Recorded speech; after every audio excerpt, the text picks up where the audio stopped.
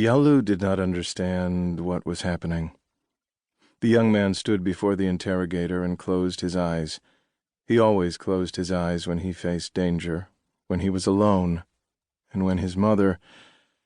On that day, too, the morning of Thursday, December 22nd, 1993, he closed his eyes involuntarily.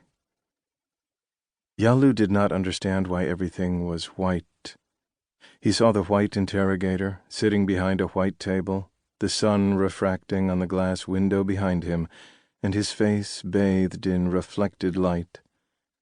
All Yalo saw were halos of light, and a woman walking through the city streets, tripping on her shadow. Yalo closed his eyes for a moment, or so he thought.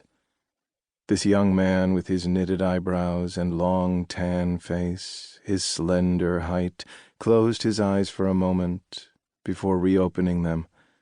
But here, in the Jounieh police station, he closed his eyes and saw crossed lines around two lips that moved as if whispering.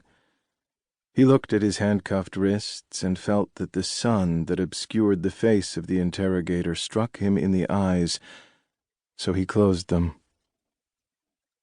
The young man stood before the interrogator at 10 o'clock that cold morning and saw the sun refracted on the window, shining on the white head of the man whose mouth opened with questions. Yalo closed his eyes. Yalo did not understand what the interrogator was shouting about. He heard a voice shouting at him, "Open your eyes, man!" He opened them, and light entered into their depths like flaming skewers. He discovered that he had had his eyes closed for a long time, that he had spent half his life in the dark, and he saw himself as a blind man sees the night. Yalo did not understand why she had come, but when he saw her, he dropped onto the chair. When he entered the room, the nameless girl was not there. He entered stumbling because he was blinded by the sun refracted on the glass. He stood in the whiteness, his hands cuffed and his body shivering with sweat. He was not afraid, even though the interrogator would write in his report that the suspect was trembling with fear. But Yalo was not. He was shivering with sweat. Sweat dripped from every part of him, and his clothes were spotted with the odd-smelling moisture emerging from his pores.